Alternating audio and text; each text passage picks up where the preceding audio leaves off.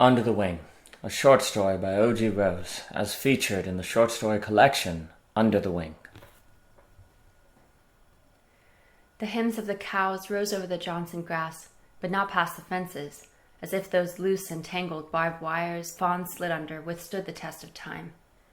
My oldest, Stone, paced behind the herd, guiding them toward the new grass in the front field, through the blue gate ahead, while my grandson David walked behind my legs, clenching the long blue skirt Jim liked to see decorating my hips. Jim thought women should be walking art, even when they were out herding, and I didn't want him sitting on a cloud thinking it was a funeral. I imagined my husband never telling God that my hair turning white at 40 was a curse. As long as I wore it in a ponytail down my spine, that smashed soul had to be happy. I pushed David out. Cows won't hurt you. I tapped his shoulder. David was too young to know that his fate was our fate, and that his life was the only line our blood still ran in, but he sensed it. All of us were born sensing something pushing us out. Get old and then they'll think there's hurting you to fear. They'll chase me, David said. Along the fence, me ma, they'll chase me. Then don't move, I said. And you know it's Mary Rose, boy. No family down here working. Red dusk shimmered up the tips of the tree line. Won't no time for feeling close. Our lives were races against the sun. Spare the rod, spoil the child. So best to be the rod and make David know our lives were running. David looked at the cows and back at me, his black hair dust-kissed, and asked for guidance. The phone pressed Mary Rose's black hair into her ear as she waited for her daddy down in Florida to speak. He had just been told that his daughter might stay in Virginia on a farm. She married last night under the Bradford pear trees, but she told her daddy that, with his blessing, she might elope tomorrow. He always said eloping was fine, that you knew when you knew. Whatever happened to the boy who rode bikes with you when you were young? Her daddy asked. He's gone, Daddy. Out flew what lived inside of him. When you were 8, you said you'd live in a house next to ours, that our grandchildren would play in the same yard you played make-believe with that boy, always remembering what mattered. What should I do? David asked again in that voice which belonged to boys who were 12 but needed to be 20. Quick and loud. I rubbed my forehead to smooth out the cost of sipping bourbon, the stirrings. Stay behind, I said. Watch your father and keep them moving. This won't the age of boys women at 50 were intended by God to bear. But Stone went and wed a woman who didn't know the right time to die. If any turn on you, you stand in front and send them right. Mama swear from whatever is in front. Don't let them stop. And hell if you let them think. David asked about cows in anger. From the barn, Mary Rose saw Jim manning the gate and closing it fast when a calf tried to squeeze out. He'd opened for heifers to let pass. The women and children needed to be separated. It was time for worming and castration. A bull was behind Jim in the field. It must have escaped a lot in hunger for breeding, charging. Mary Rose screamed. He looked at her. I yanked the bandana off my forehead and soaked up the sweat under the neckline of my white-collared shirt. Don't be asking if there are hell, I said, not needing to see what was stirred. I rolled down my long sleeves and felt a tick crawling near the top of my boot. With a small bite, the bastard could make a farmer allergic to beef, a laughingstock. But being a farmer took walking through the grass. I swear, you could spend life standing straight just to get bent over. And at 52, hell, couldn't ticks respect elders? 50 when people could call you old, but it won't right. Death felt a state over, even if after the next bowl of grits it slipped in through the window. My skin was more red than wrinkled, and certainly won't pale like when I felt kicks in my stomach and the doctor strolled into the emergency room. Jim was ground. In a marching line on the far edge of the herd, field dust dancing with the light, 4 steers snorted close to David and me.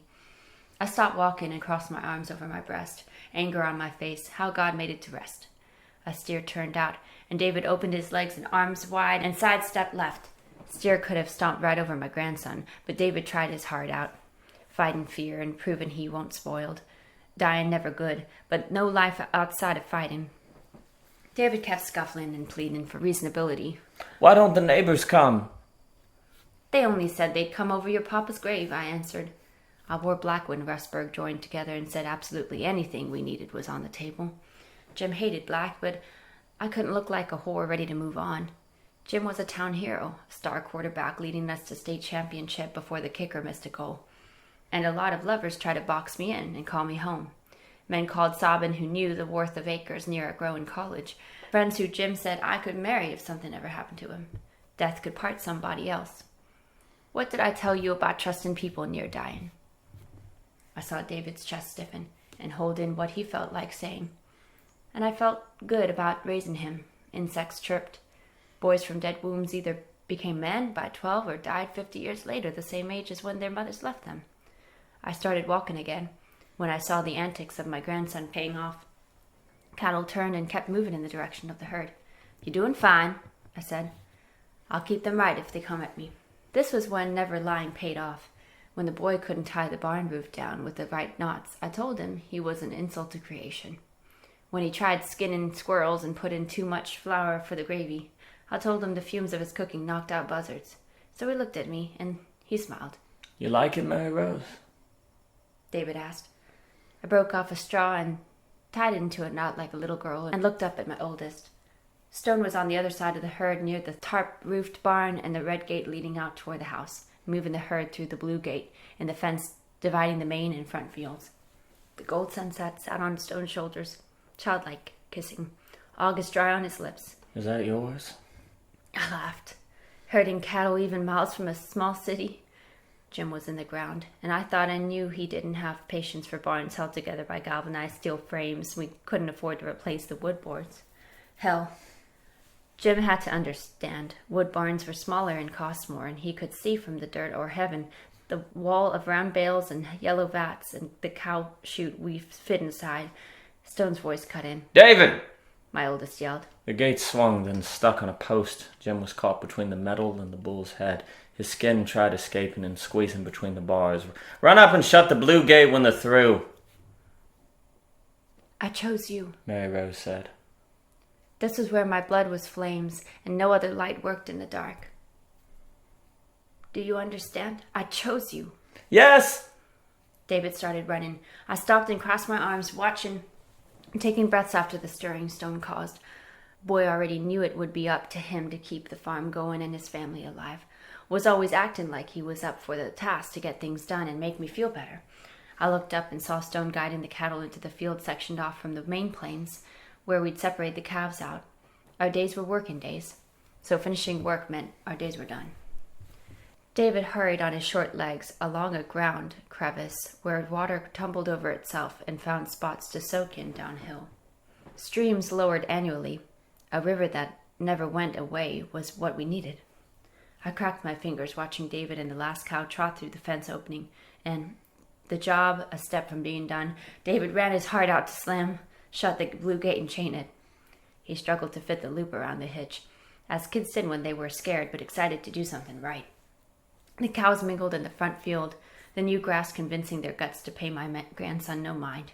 Stone walked toward me down through the pasture, dust clouds rising along his boots. My oldest brushed the flies off his arms, and then brushed his hands on his blue jeans. Men weren't born to have white hairs mixed in with black at 30, but he married a dead woman and had a son. I married a dead man and had him. We lived together, and I prayed every night for Jim to stare Sarah down. "We can slaughter 20. Stone rubbed the bristles on his chin, missing a beard like his father. "Turn over some profit." No margin, no profit, I said. Money ain't always money. "Can we pay the Mexicans?" We always pay. I took offense. But don't mean we're making it. Legal? Mary Rose asked. The brown man stuttered through English, but in any language he could bow his head. Mary Rose's son was too young to handle a wrench, let alone bushwhack. Families ran farms, but after a life of stewarding, Jim was in the ground. If Mary Rose lost the ground, she'd lose him. You've got nothing. Mary Rose started asking, but ended up stating. She had land, so she was like the Mexican, penniless. People outside Long Mountain Grocery said land was money, but unsold land was dirt. All dirt and money had in common was growth and hardening. If Mary Rose sold her red clay in creeks and oaks, her ground-held and watching husband would end up owned by someone he didn't die for. The brown man patted his throat to fight the word loose. "Family."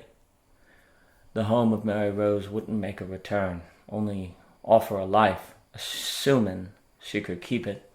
Besides, selling off, she'd have to turn around and buy a new home. And couldn't. Are we making it? Stone asked. Men headed households, but not sons. I kicked up some dust. Wild Turkey says so. I said you shouldn't. Work's done, and bourbon burns disease out. When you last see a doctor? I watched David fiddle with the gate. Drinks keep me up with everything. Can't keep up a hole in your head. I hear you, I said. Doctor would just agree. Can't kill off death. Don't tell Jesus. David yelled when he finally fit the chain loop through the gate hitch. He turned and ran toward us, smiling through the leaping crickets, and rubbed his hands like he worked from sunrise to starlight. Meemaw drank. Grandson was ready for work to be over after a sweat bead. Water back home, you'll make it. The cows drank, don't they? David asked about what we put in, guilting me. We walked the main field toward the blue gate David ran from. Young didn't like to work, but then didn't know when not to work. I pointed at a black box over the electric tinsel wire that we put in after the barbed wire broke. Red dirt surrounded the plastic base that had a blue ball in it. Grass don't grow until a few feet out. They press down on that ball and it gives, I answered to act like I didn't think he talked back. Water beneath. Does the wire really hold them back? David asked, acting like he was only curious and brave. The herd could run through any time, truth be told, but the cows loved the ground under their hooves, bellies wired in.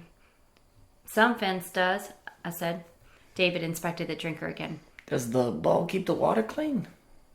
I told you this. It could have changed. Stone laughed. Here? David's face lost its shine. It felt right to speak on his behalf. He's doing better, I said. I only yelled at him once. David perked up, making me feel good. Well, will I be as good as Uncle? Uncle? Dad? I brushed the hairs on his head. High bar, I winked at Stone. A man at his age when the dark circles under the eyes never faded out. Those wrinkles that told stories about how days became a doing it again. Stone scratched his temple with his middle finger, and I rubbed David's back.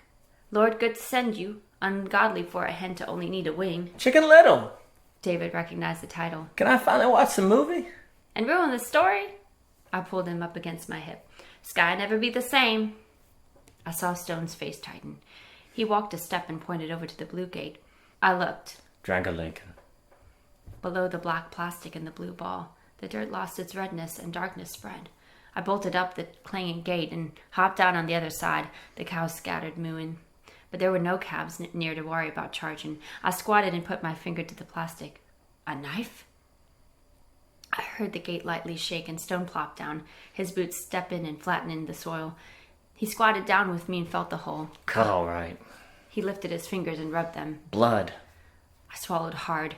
Drinkers cost thousands. From Russburg? Stone wiped his fingers on the wet ground. The kids dirt bike up a yard, sure, but even the parents would switch them for this.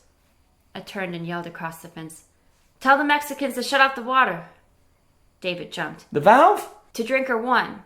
He ran toward the barn. I turned back, my skirt touching the spreading puddle. If this been leaking long, I couldn't even mention wells. Stone stood and brushed his hands on his jeans. Step by step, he followed the leak. Dirt ain't wet before a few feet out, he said. It's new, hardly a trickle, reaching the grass. I yanked out my finger from the drinker and jumped up, feeling my sides for a weapon or anything. Stone pulled out a knife and flicked it open. Pistol at home. We knew it would happen, but to get by, we forgot what we knew. I paid Mexicans as good as I could, but they wanted the dirt they sweated into, the trees they axed for wood. Why, Jim may have never wanted them, but Jim, I had to keep the ground, keep the living.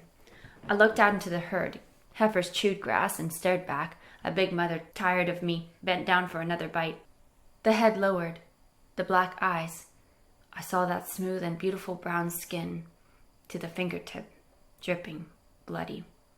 Radiant, even in the dusk. Hell, especially in the dusk. Stone's knife fell and plopped. For the rest of the short story, Under the Wing, please pick up a copy of Under the Wing, the short story collection, today, which can be found on Amazon. All purchases and reviews are deeply appreciated, and thank you so much for your time.